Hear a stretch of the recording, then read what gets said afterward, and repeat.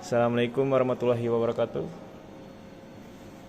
Waalaikumsalam. Waalaikumsalam warahmatullahi wabarakatuh. Baik, jadi kami sekarang ingin berdiskusi tentang manfaat AI dan teknologi baru dalam pemerintah. Oke, jadi kita mulai dari sini, perkenalkan nama dulu. Perkenalkan, nama saya Megi Pastiwati Ali, biasa dipanggil Megi. Apa? Oke. Oke, sekarang nama saya Muhammad Ronald Sulaiman, biasa dipanggil Dani. Nama saya Elmina Frianti Agusma, biasa dipanggil Elmi. Nama saya Farel Rehan Talaga, bisa dipanggil Farel atau Rehan juga boleh. Nama saya Iswanti, bisa dipanggil Wanti. Nama saya Miftahul Mufli, dipanggil Mufli.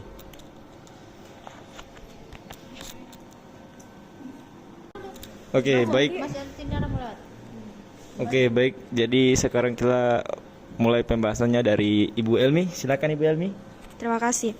Baik, di era digital saat ini pemanfaatan kecerdasan buatan atau biasa disebut dengan AI dan teknologi maju menjadi bagian penting dari upaya transformasi birokrasi menuju pemerintah yang lebih cepat, efisien, dan transparan. Namun, di balik manfaat tersebut, muncul pula berbagai isu atau tantangan seperti keamanan data, siber, dan etika penggunaan AI. Jadi sangat Ibu. Oke, sekarang kita selanjutnya dari Ibu Megi. Silakan Ibu Megi. Oke.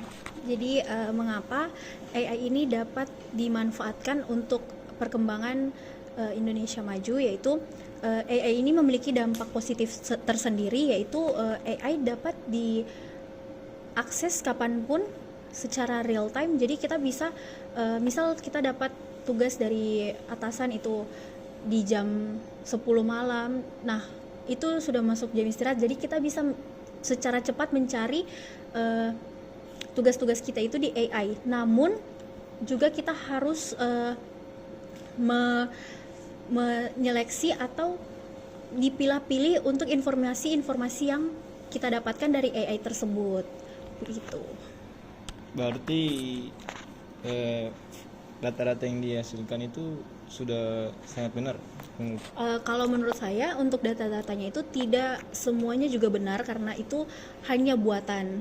Nah, tapi kenapa kita dapat gunakan AI, karena dia sudah membuatkan konsepnya, tapi ada beberapa hal yang perlu lagi di search lebih lanjut untuk validasinya kembali, begitu. Berarti kayak memberikan gambaran lah kepada kita Iya. untuk mengerjakan. Iya, jadi konsepnya itu sudah ada. Nanti tinggal ada hal-hal yang mungkin tidak masuk di logika, atau sepertinya dia keluar dari jalur pembahasan, keluar dari hal yang kita minta tersebut, promptnya seperti apa, tapi tidak sesuai. Nah, itu bisa di search lebih lanjut lagi Bisa ditanyakan lagi ya? Iya, bisa juga ditanyakan, bisa juga dicari di website yang lainnya, begitu. Jadi sekarang yang selanjutnya Bapak Mufli. Terima kasih Bapak Dani. Baik, terima kasih Pak Dani. Untuk pemanfaatannya, kita bisa digunakan pemanfaatan AI ini kapan saja. Bisa digunakan untuk pelayanan publik dari segi transformasi maupun pelayanan publik lainnya. AI ini memungkinkan proses layanan yang sebelumnya berjalan lambat dan manual menjadi lebih cepat dan efisien. Ya, mungkin itu saja Pak untuk pemanfaatan. Saya lanjutkan ya. Di mana sih penerapan AI ini bisa digunakan? AI ini bisa digunakan di tempat kerja maupun di kehidupan sehari-hari. Untuk operasional dengan meniru kecerdasan manusia, untuk memecahkan masalah kompleks dan mengoptimalkan tugas. Teknologi canggih ini diterapkan di berbagai fungsi untuk meningkatkan efisiensi, mengurangi kesalahan manusia, menghemat biaya, dan memfasilitasi pengambilan keputusan berbasis data. Terima kasih Ibu Wanti. Siapa sih yang menentukan kebijakan penggunaan AI ini? Jadi untuk AI di lingkungan kantor, yang menjadi digital leader adalah pimpinan instansi, karena pimpinan yang mengatur atau menentukan kebijakan dan arah investasi teknologi maju. Sudah cukup. Siap. Baik, nah, jadi sekarang jadi how ya, bagaimana? Nah, menurut SDM, kalau strategis SDM itu kita para ASN harus meningkatkan skillnya dalam data science, yaitu dalam cyber security, dan kita harus membuat pelatihan kepada ASN. Nah, untuk pengadaan dana itu kita bisa mengimplementasikan anggaran dengan untuk membuat pelatihan, dan untuk membuat kita harus menganalisis bagaimana AI, dan kita harus bisa membuat atau meningkatkan AI lebih maju lagi.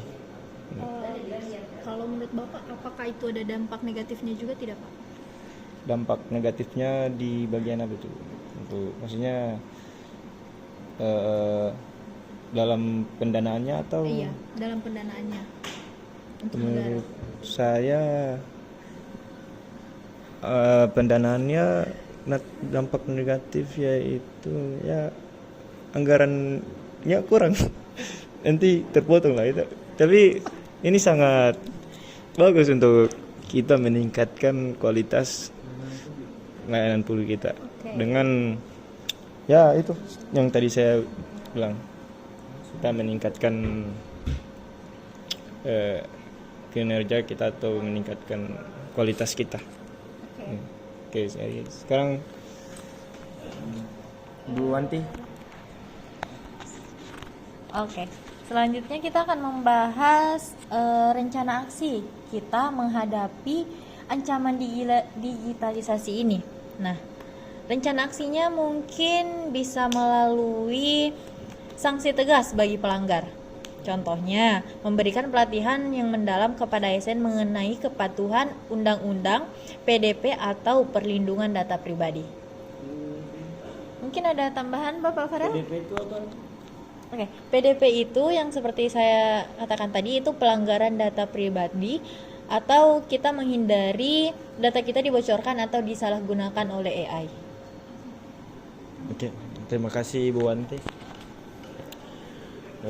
Saya tambahkan pembangunan pertahanan cyber zero trust. Itu sebagai maksudnya sebagai perlindungan. Itu mungkin perlindungan ya dari Iya. serangan cyber. Iya, Jadi kita harus membangun pertahanan cyber zero trust ini. Iya. Data kita, Iya. biar tidak masuk gampang terakses oleh orang lain gitu. Ya, seperti itu. Selain itu, sebagai seorang ASN, untuk menghadapi itu kita juga harus meningkatkan keterampilan dan pengetahuan dengan cara menguasai teknologi, terus belajar menggunakan aplikasi-aplikasi, terus fokus pada keterampilan digital, terus lebih adaptif lagi di dunia akademis. Tambahan sedikit, yaitu dengan cara mengembangkan atau membuat komunitas atau gerakan digital yang aktif menyuarakan literasi dan etika penggunaan AI di media sosial. Oh, jadi kita harus menjaga tutur kata kita atau literasi. Ya kan literasi kan bagaimana? Ya, jadi caranya itu bisa membuat komunitas, atau kalau kalian atau teman-teman sudah memiliki komunitas, Diskusi begitu. iya, tempat diskusi. Jadi kalau kalian sudah memiliki komunitas, itu bisa digunakan untuk media supaya ini literasi kampanye untuk menghadapi ancaman digitalisasi. Ada tambahan sedikit dari saya. Jadi karena sekarang lagi maraknya digitalisasi, banyak juga kasus-kasus hacker atau data-data kita dicuri. Nah, kalau misalnya menurut saya itu untuk data-data kita itu dapat di backup dulu untuk mengamankan data-data pribadi. Seperti kemarin juga untuk drive kita kan sempat terhapus dari teman kita sendiri, angkatan kita sendiri kan. Itu beberapa tugas-tugas kita dihapus sama orang yang tidak bertanggung jawab tersebut. Nah, ada baiknya kita sebelum masukkan tugas-tugas kita di folder drive itu, kita harus backup dulu untuk file-filenya itu, agar kalau misalnya kejadian ini terjadi lagi, iya, jadi kita ada backupannya untuk dimasukkan kembali ke ke drive itu sendiri. Dan jangan lupa untuk selalu screenshot atau diadakan bukti dukung saja dulu, agar kita bisa mempertanggungjawabkan hal itu, begitu. Dan ada juga Bu yang kejadian para orang yang tidak bertanggung jawab mengambil muka kita atau foto kita juga, ya kan, dibuat video tanpa konfirmasi dari kita sendiri, menyalahgunakan. Itu sangat merugikan bagi saya. Menurut saya nggak tahu ya menurut kalian gak. Yang digunakan untuk video-video yang mungkin tidak pantas ya, apalagi terus menggunakan wajah kita. Nah, itu bisa menyebabkan tercorengnya nama kita. Jadi mungkin itu salah satu negatif dari penggunaan AI ini. Oh, berarti penyalahgunaan AI. Iya. Jadi saya tambahan bagi siapa yang melakukan hal-hal yang begitu, harus ada tindak lanjut dari pemerintah. Harus ada, karena itu sangat merugikan orang lain. Itu saja. Baik. Oke, baik. Jadi hanya ini saja diskusi singkat dari kita mengenai manfaat AI dan majunya teknologi sekarang. Bila ada yang kurang atau yang silahkan komen aja ya. Nanti kita diskusi lagi dan kita buatkan video lagi. Oke. Sekian dari kami, tim Bantai ya, nama tim kita. Bantai. Oke, 1, 2, 3. Bantai. Ya, asik sekali. Oke, jadi kan kita ada slogan kan. Nah, tenang saja. Kita ada slogan nih.